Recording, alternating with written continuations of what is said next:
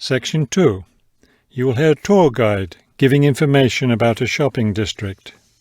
First, you have some time to look at questions 11 to 15 on page 6.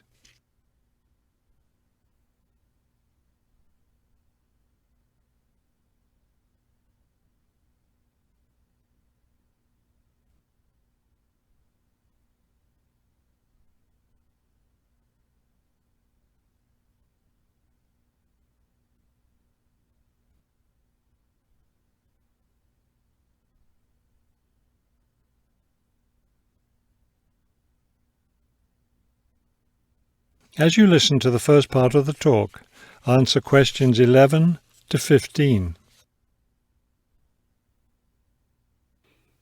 This afternoon, we'll visit the city's shopping district. Several blocks in the area are closed to car traffic, and I know you'll enjoy walking around there. I'd like to give you an overview of the district now, since you'll be on your own once we get there. You'll see on this map here that the shopping district consists of two streets, Pear Street, which runs north and south, and Cherry Street, which crosses Pear Street right here. Let's start our tour here on Pear Street, where the star is. This star marks the Harbor View bookstore. It's very popular among locals as well as tourists. You can buy a range of books of local interest, as well as a variety of magazines and newspapers. It's directly across the street from the city library, which is also worth a visit. It's in one of the oldest buildings in the city and contains, among other things, an interesting collection of rare books. Now, moving up Pear from the bookstore toward Cherry, the next building on the left is the Pear Cafe. You'll notice it's right on the corner of Pear and Cherry Streets. It's a great place to relax while enjoying a delicious cup of coffee or tea. You can talk with friends or read quietly. They have a variety of books and magazines available. From the windows of the cafe, you can look right across Cherry Street for a lovely view of city gardens. It's a rather small garden, but it contains a variety of exotic plants and flowers. Let's leave the cafe and cross Pear Street. On the opposite corner, we're at Caldwell's clothing store, which you might also want to visit. They sell both men's and women's fashions from countries around the world. Continuing down Cherry Street, the next building on the right after Caldwell's is the souvenir shop. Stop in here to get maps and books about the local area, as well as T-shirts and postcards with pictures of the city. Now, we cross Cherry Street and we're at the Art Gallery, one building down from the corner. Here you can see, and of course purchase, many fine paintings and sculptures by local artists. Let's keep going down Cherry Street toward the harbor. On the left, right after the gallery, is Harbor Park. It's a lovely place, and it's certainly worth spending some time there. Before you hear the rest of the talk, you have some time to look at questions 16 to 20 on page 7.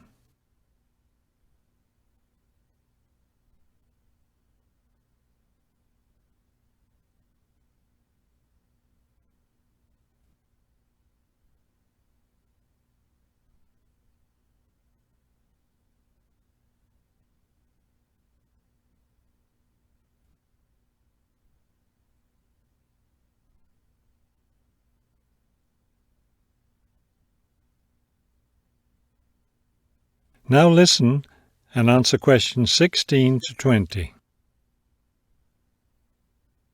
Harbor Park was built on land donated to the city by Captain Jones, a lifelong resident of this city. Captain Jones designed the park himself, and it was built in 1876.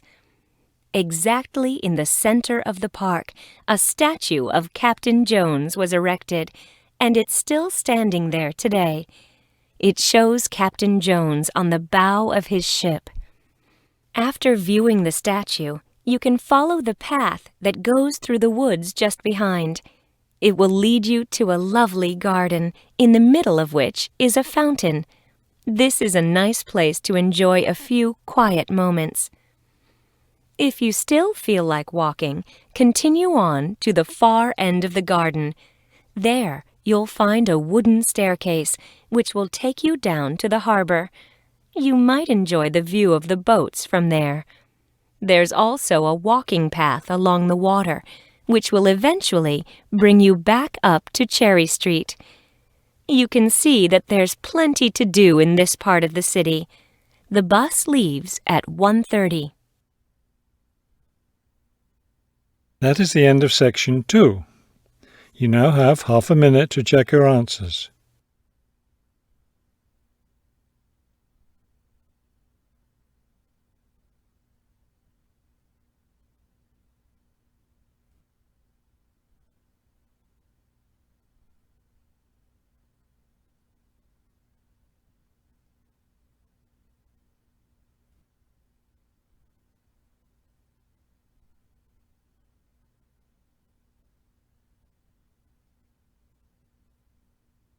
Now turn to section 3 on page 7.